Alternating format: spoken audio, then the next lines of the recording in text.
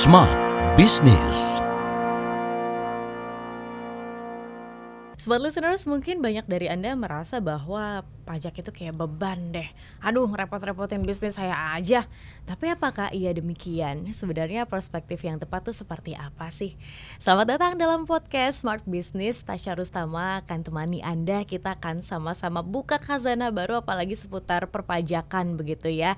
Karena di kesempatan kali ini ahlinya sudah datang bersama dengan kami, seorang konsultan pajak dan juga konten kreator pakar pajak, Pak Gabriel Kurniawan. Hai Pak Gabriel. Halo. Kita ketemu lagi ya. Sekarang kita lebih fokus nih pada bagaimana perencanaan pajak yang benar, yang ajak begitu kan, agar masyarakat terinformasi, bahkan juga freelance yang bekerja nggak kaget begitu tiba-tiba kok ditagihnya segini gitu kan ya.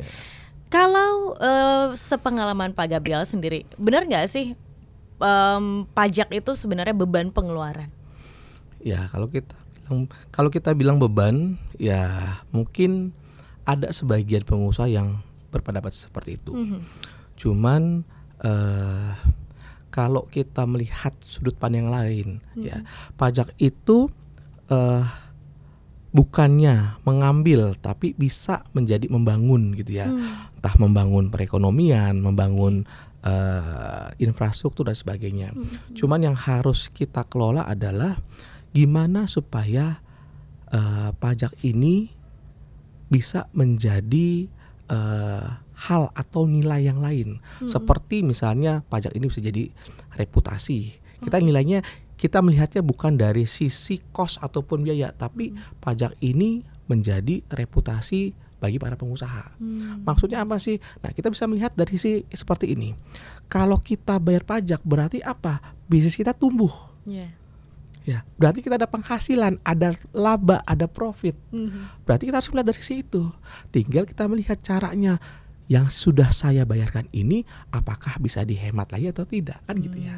Jadi perspektifnya jangan selalu biaya, tapi kita harus bersyukur gitu ya. Kalau kita ada bayar pajak berarti ya puji Tuhan bisnis kita berkembang, growth kan gitu. Itu salah satu indikasinya. Indikatornya ya, betul. Oke, baik. Nah, apakah ada perencanaan-perencanaan yang bisa dilakukan begitu kan ya, Pak Gabriel, agar beban pajak ini bisa ditekan dengan efektif dan efisien? Pastinya ada. Kita sebutin namanya tax planning, bukan tax evasion ya, bukannya penghindaran pajak, tapi tax planning yang selalu ada dalam koridor hukum ataupun aturan pajak. Karena semua aturan itu kan dibuat oleh manusia, dan pastinya ada latar belakangnya. Kenapa aturan ini diterbitkan?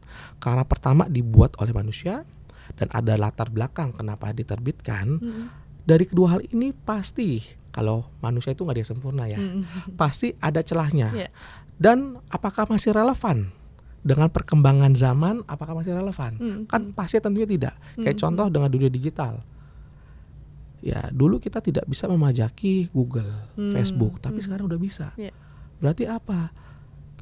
Berarti peraturan pajak itu dinamis. Ya, berarti ada hal-hal celah yang harus diperbaharui lagi untuk menutupi perkembangan zaman tadi. Berarti apa? Berarti jawabannya adalah bisa dengan cara tax planning. Tax planning. Gitu. Langkah pertama untuk bisa tax planning seperti apa, Pak Gabriel? Oke, tax planning ini harus dimulai dari awal. Tidak bisa ada kasus kita baru buat tax planning, nggak bisa.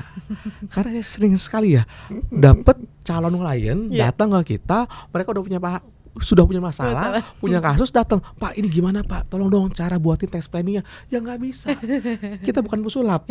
Ya, kita bukan pesulap gitu loh, yang tiba-tiba jadi gitu kan, nggak bisa. Nah, ini yang harus teman-teman pelaku usaha atau pengusaha, baik UMKM ataupun smart listener harus paham bahwa tax plan ini harus dilakukan di awal. Caranya gimana sih? Ya kenali dulu bisnis kita bergerak di bidang apa. Ya, tax planning F&B dengan tax planning manufaktur beda nggak? Beda. Terkait dengan susunan pengurus pun, terkait dengan modal pun, semua itu bisa menjadi faktor pembeda tax planning. Ibarat seperti ini. kalau kita berobat ke dokter, ya mungkin sama-sama sakit kepala. Ya, apakah obatnya sama? Mungkin aja enggak. Mungkin ada yang tergantung dari berat badannya, ada yang tergantung dengan tingkat keseriusan penyakitnya. Tax planning sama demikian. Jadi tergantung dari jenis usaha apa yang kita akan pilih. Dari situ baru kita lihat kewajiban apa, ada fasilitas atau tidak. Setelah semuanya kita bisa planning, kewajiban pajak kita, kemudian kita bikin estimasi dari bisnis proses tadi, baru kita fokus ke administrasi, dokumentasi dan sebagainya. Karena itu cukup berpengaruh saat kita mengalami sengketa pajak. Baik. Jadi itu langkah-langkahnya. Baik. Jadi ketika membangun sebuah bisnis, di titik mana nih kita harus mulai begitu ya untuk memplanningkan pajak ini? Saat awal, pertama kali gitu. Jadi saat kita mau mulai misalnya bisnis F&B ya, atau bisnis jasa konsultan. Baik. Ya. Nah, itu kita melihat siapa pemegang sahamnya, kemudian klien kita akan siapa saja, cost kita apa, kita sewa tempat atau tidak. Karena kita pengusaha, apalagi kita sebagai entitas sudah berbentuk PT ataupun CV dan sebagainya, ada kewajiban yang dinamakan withholding assessment. Apa sih itu withholding assessment? Jadi sederhananya seperti ini. Saya selalu menganalogikan dengan kalimat sederhananya, pemerintah, karena Indonesia ini luas, pemerintah meminta bantuan kepada para pengusaha, khususnya berbentuk perusahaan ya, PT ataupun CV. Pemerintah meminta bantuan kepada PT CV untuk memotong pajak saat mereka menggunakan vendor. Contoh, saat mereka menggunakan jasa notaris misalnya, saat mereka menggunakan jasa ekspedisi, saat perusahaan menggunakan jasa sewa, itu saat mereka membayar ke vendor harus dipotong pajaknya. Padahal itu bukan pajaknya si pelaku usaha tadi, pajaknya si yang punya gedung sewa tadi, yang punya ekspedisi tadi. Tapi kita diminta bantuan. Berarti apa? Kita tertimpa administrasi ya. Ya, yang dapat penghasilan mereka, kita yang repot gitu. Tapi itulah yang terjadi. Kewajiban inilah yang mungkin seringkali tidak para pelaku usaha tidak aware. Jadi kita harus bisa mengidentifikasi kewajiban tadi. Itu salah satu tax planning loh. Supaya kita tertib yang namanya administrasi. Gitu. Dari kasus-kasusnya Pak Gabriel, apa yang sering begitu ya menjadi permasalahan nih oleh para pebisnis? Oke, mungkin kalau sekarang ya, kita melihat yang sekarang ini banyak sekali para pelaku usaha UMKM itu diterbitkan namanya SP2DK. Ya baik lagi, pemerintah punya banyak cara dan salah satunya untuk mengejar target. Mereka mengeluarkan SP2DK. SP2DK itu adalah penyandingan data, dokumen ataupun sumber yang dimiliki oleh DJP dibandingkan dengan pelaporan yang sudah dijalankan oleh para pelaku usaha. Di matchin sama atau enggak ya? Contoh untuk orang pribadi ya, misalnya orang pribadi ngelapornya hanya ada 4 rekening bank, ternyata di sistem DJP ada 6, 2 lagi kemana? Nah, DJP akhirnya mencoba memverifikasi. Nah, dari situ berkembang nantinya. Dilihat lagi, sudah comply, sudah taat, sudah patuh atau tidak. Kalau belum taat atau patuh, ya betulkan. Nah, itu sekarang kasus yang sering terjadi seperti itu. Jadi data dari DJP dibandingkan dengan pelaporan si wajib pajak. Oke, baik. Ini ngomongin seputar lapor pajak begitu ya Pak Gabriel. Sekarang lagi booming banget nih istilah Dirjen Pajak. Semoga tidak menyinggung ya, tapi karena ini kan sebuah hal yang common begitu. Seperti berburu di kebun binatang gitu kan. Berarti orang-orang yang memang udah ada begitu kan, ya, ibaratnya binatang udah di dalam kandang nih, orang-orang yang udah rajin lapor. Nah, ini yang diburu begitu kan. Sementara yang masih di alam liar, yang masih nggak tahu deh, nggak pernah ngelapor, belum terdeteksi belum dideteksi begitu kan. Gimana tanggapannya? Oke, ini memang PR dari pemerintah. sebenarnya istilah berburu di kebun binatang ini istilah yang sudah old school ya, udah lama Oh ya. sebenarnya udah old school Sudah ya? lama. Sejak tahun 2018 pemerintah sudah menerapkan boleh bilang kebijakan ataupun role model yang kita sebut namanya CRM, Compliance Risk Management. Jadi setiap tahunnya para petugas pajak dari level AR, kepala seksi sampai kepala kantor, mereka membuat namanya daftar target sasaran prioritas. Aduh. Nah, ini yang jarang diketahui oleh para pelaku usaha. Mungkin smart listener harus juga mungkin coba searching. Yang dimaksud dengan DSP 3, daftar sasaran penggalian potensi, ya. Nah, karena apa? Karena di situ ada kriterianya. Jadi harusnya kalau metode ini dilakukan, gak ada lagi tuh berburu di kebun binatang. Harusnya. Kenapa? Karena salah satu syaratnya adalah atau kriterianya orang ataupun wajib pajak yang belum pernah diperiksa selama 3 tahun.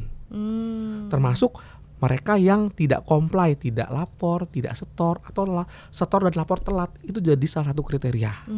Bisa dilakukan pemeriksaan. Ya, tapi memang saat kita ngomong di lapangan, mungkin tanda kutip agak berbeda ya. Saat kepepet mungkin untuk menaikkan target dari bosnya, mungkin dari pimpinan, dari atasan, ya udah kita buka berkas yang ada aja. Jadinya istilah berburu di kebun binatang muncul lagi. Tapi kita mungkin smart listener atau masyarakat juga perlu update dengan berita, karena Pak Purbaya berpendapat bahwa kita tidak akan memajaki lagi atau memeriksa wajib pajak yang sudah patuh. Nah, itu ada statement beliau di media. Ya, dan beliau juga kemarin sempat bersih-bersih ya, mungkin itu. Jadi itu mungkin hal positif juga gitu. Baik, ngomongin soal bisnis dan juga pajak dan pelaporan pajak. Namanya bisnis kadang-kadang kan fluktuatif ya. Naik turun. Apalagi kemarin COVID itu benar-benar menerjang semua, hampir semua lini. Ada bisnis yang tumbang, Pak Gabriel. Hingga akhirnya ya udah, penghasilan nggak ada. PT-nya masih ada, perusahaannya masih ada. Tapi kan penghasilan udah 0 gitu. Tapi setahu saya perusahaan-perusahaan ini tetap harus lapor pajak kecuali sampai dia ditutup begitu kan ya. Nah, bagaimana solusinya begitu kan? Jika nanti mau dipakai lagi kah perusahaannya, jadi belum bisa untuk ditutup kan? Atau seperti apa? Oke, jadi untuk perusahaan yang mengalami rugi, jadi perpajakan itu kita saat membayar pajak ada 2 treatment ya. Ada yang menggunakan metode pencatatan dan metode pembukuan. Kalau pencatatan itu dari omset seperti PPh final UMKM. Omset dikali tarif. Tidak peduli kita rugi atau tidak. Tapi kalau pembukuan itu pendapatan dikurang biaya sama dengan apa? Laba atau rugi? Rugi tidak bayar pajak. Kalau laba pasti bayar pajak. Nah, pertanyaannya kalau rugi bagaimana? Ya, rugi ini bisa dikompensasikan ke tahun-tahun berikutnya. Ya, jadi kalau usaha kita masih on proses atau masih bergelut, masih ada aktivitas, tapi masih berdarah-darah lah istilahnya ya. Ya, itu kita nggak perlu bayar pajak karena kita bisa mengkompensasikan rugi tadi ke 5 tahun ke depan. Atau tadi pertanyaannya kalau kita nanti mau menggunakan gimana?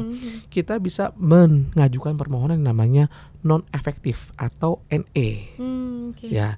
Jadi istilahnya kita mengajukan bahwa usaha kita non efektif, kita akan dibebaskan dari kewajiban pelaporan pajak. Jadi suatu saat kita mau pakai lagi bisa. Itu. I see. Oke, baik. Ini seru banget sebenarnya kalau ngomongin pajak ya. Kadang layernya banyak banget, permasalahannya banyak juga begitu banyak. Kan. Makanya konsultan pajak benar-benar dibutuhin begitu kan, biar ngasih visi, ngasih pandangan sepertinya apa langkah yang tepat untuk dilakukan oleh para pebisnis. Terima kasih Pak Gabriel insight-nya. Dan terima kasih juga smart listeners yang sudah bergabung bersama dengan kami. Kita harus tutup episode di kesempatan kali ini. Akhir kata saya Tasya Rustama dan Gabriel Kurniawan. Kami pamit, sampai jumpa. Smart Business. Lead you better.